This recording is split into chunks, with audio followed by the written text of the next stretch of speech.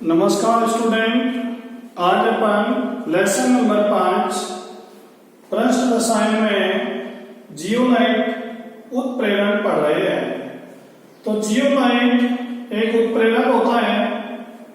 इसकी आकृति मधुमक्खी के छत्ते के समान होती है। जिस प्रकार मधुमक्खी के छत्ते में विभिन्न आकार एवं आकृति के छिद्र होते हैं, उसी प्रकार जियोलाइट में भी अनेक छिद्र होते हैं। जियोलाइट में ये जो छिद्र हैं, इन छिद्रों में उत्प्रेरण की क्रिया संपन्न होती है। जो क्रियाकारक अणु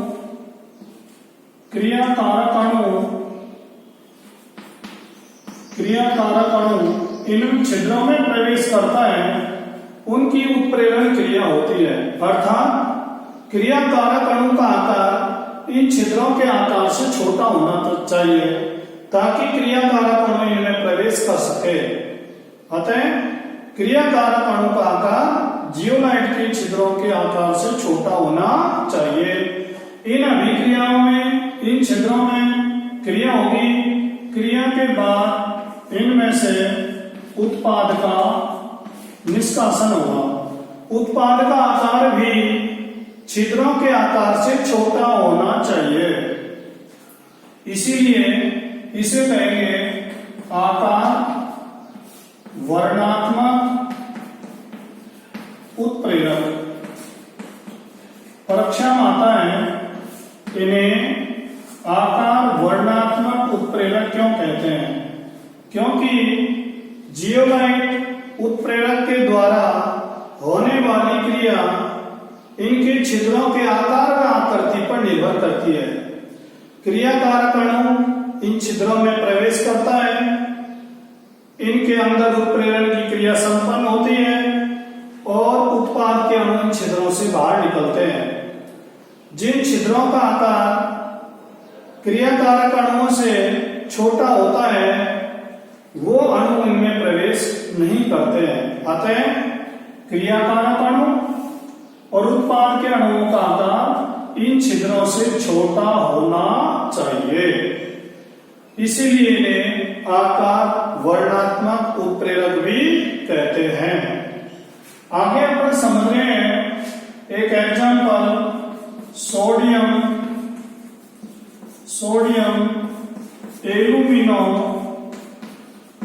alumino silicate. Sodium alumino silicate, इसका सूत्र होता है Na2Al2Si2O8.XH2O। सोडियम एल्यूमिनो सिलिकेट ये एक जियोलाइट है। इसका सूत्र ये होता है Na2Al2Si2O8.XH2। ये कठोर जल को मृदु जल करता है, कठोर जल को मृदु जल बनाता है, मृदु जल में परिवर्तित करता है। कठोर जल को इसकी परतों से गुजारा जाता है, तो यह कठोर जल में उपस्थित कैल्शियम, मैग्नीशियम, कार्बोनेट आदि के आयनों को अधिशोषित कर लेता है और कठोर जल मृदु जल में परिवर्तित हो जाता है। एक और एग्जांपल पढ़ेंगे अपन, ZSM5। ZSM5 भी एक जियोलाइट है। ये पेट्रोल को गैसोलीन, अल्कोहल को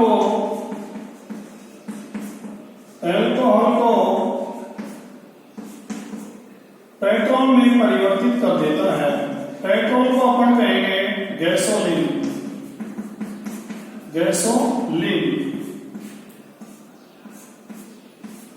अर्थात ZSM5 एक जियोलाइट है जो अल्कोहल को पेट्रोल में परिवर्तित कर देता है।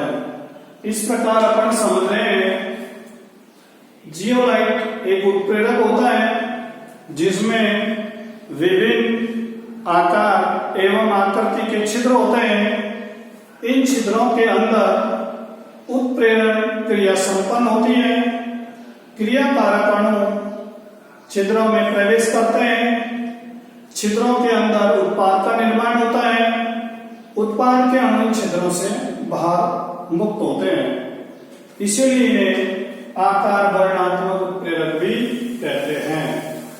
इस प्रकार अपन ने जियोलाइट उत्प्रेरक के बारे में समझा। आगे अपन समझ रहे हैं कोलाइड। थॉमस ने कोलाइड को दो भागों में बांटा। पहला भाग है कोलाइड और दूसरा भाग है क्रिस्टलान।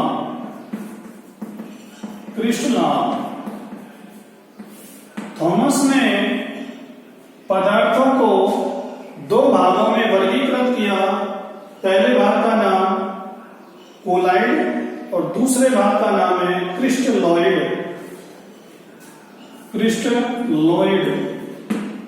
अब अपन समझ रहे हैं ये जो कण है, इनकी जो कण है जंतु झिल्ली से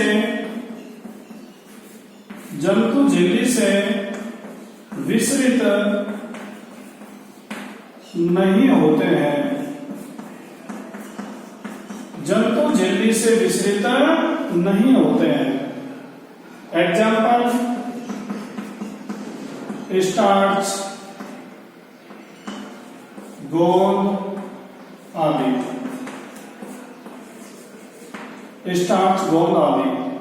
इनके जो कण हैं वो जंतु झिल्ली से विसरित हो जाते हैं। जैसे एग्जाम्पल समझेंगे इसके, NaCl, शर्करा आदि।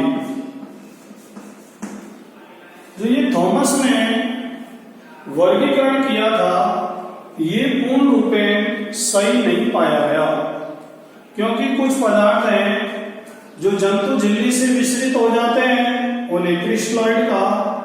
जो जंतु झिल्ली से विसरित नहीं होते हैं उन्हें कोलाइड कहा। अपन बात करें एक एग्जाम्पल की, जैसे NaCl होता है का जलीय विलयन,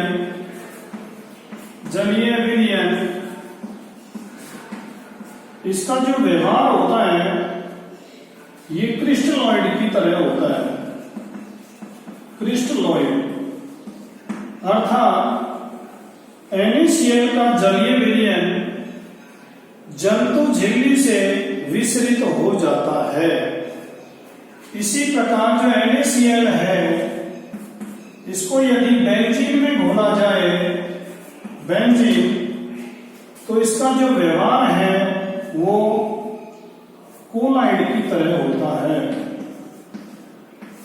अर्थात एक ही पदार्थ अलग अलग प्रकार का व्यवहार करता है। तो ये अपन समझ रहे हैं कोलाइड जो पदार्थ होता है वो अलग अलग व्यवहार प्रदर्शित करता है। कोई पदार्थ कोलाइडी और कोई पदार्थ क्रिस्टलॉइड, वो अपनी प्रकृति के अनुसार अलग अलग व्यवहार दर्शाता है। आगे अपन समझ रहे हैं कोलाइडी विलयन के प्रकार। कोलाइडी जो विलयन होता है वो 3 प्रकार का होता है। नंबर 1 वास्तविक विलयन। दूसरा जो भाग है वो होता है बेटाओ निलंबन। और तीसरा भाग है कोलाइडी विलयन। कोलाइडी विलयन के 3 प्रकार बनाए गए हैं। तीनों प्रकार को अपन समझ रहे हैं। नंबर 1 बात करें, ये जो विलयन होता है समांगी होता है। समांगी का मतलब विलय और विलायक आपस में पूर्ण रूप से घुले होते हैं। ये विषमांगी होता है और ये भी विषमांगी होता है, विषमांगी प्रकृति का होता है। बात करें प्रावस्था की, प्रावस्था, इसमें जो प्रावस्था होती है बेटा एक होती है, अर्थात विलय और विलायक आपस में पूर्ण रूप से घुले हुए होते हैं। इसमें दो होती है, इसमें दो होती है। बात करें अधिशोषण की,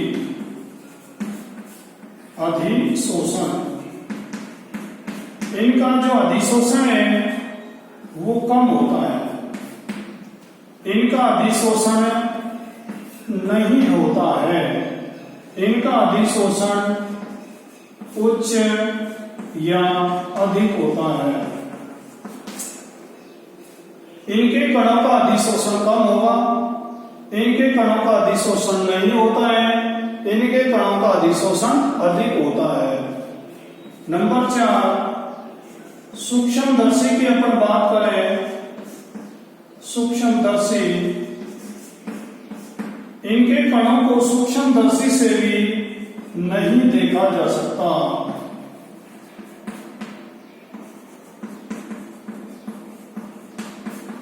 इनके जो कण हैं इनको सूक्ष्मदर्शी से भी नहीं देखा जा सकता है।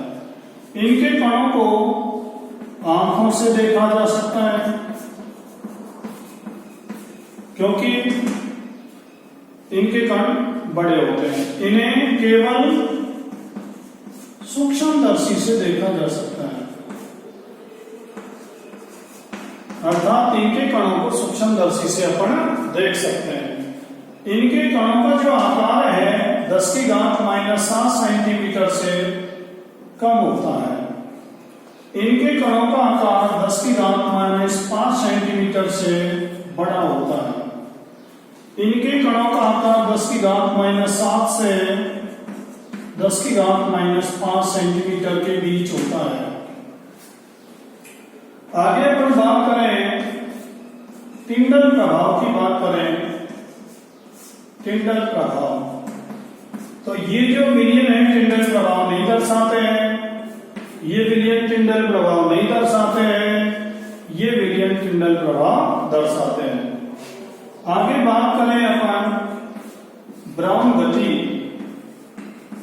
ब्राउन गति, ये विलयन ब्राउन गति नहीं दर्शाते हैं, ये भी नहीं दर्शाते हैं, ये भी नहीं दर्शाते हैं। इस प्रकार अपन ने कोलाइडल विलयन के बारे में कुछ बिंदु अपन ने पढ़े, जिसमें वास्तविक विलयन, निलंबन और कोलाइडल विलयन के बारे में अपन ने अध्ययन किया है, जिसमें समांगी प्रावस्था, विषमांगी और विषमांगी होती है। इसमें प्रावस्था एक होती है, इसमें दो होती है। इनका अधिशोषण कम होता है, इनका अधिशोषण नहीं होता है, इनका अधिक होता है।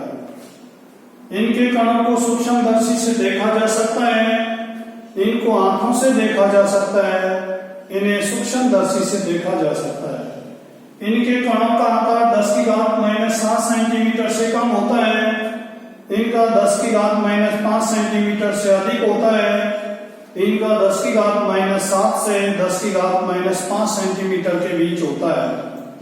ये विलयन टिंडल प्रभाव नहीं दर्शाते हैं, ये नहीं दर्शाते हैं, ये दर्शाते हैं। ब्राउन गति, ये विलयन नहीं दर्शाते हैं, ये नहीं दर्शाते हैं और ये दर्शाते हैं। इस प्रकार अपन ने विलयन के 3 भाग, वास्तविक, निलंबन और तीसरा भाग है कोलाइडी, इनका अपन ने तुलनात्मक अध्ययन किया है। आगे इसके कुछ अन्य टॉपिक हैं, उनका वर्णन अपन कल करेंगे। आज के लिए इतना ही, धन्यवाद।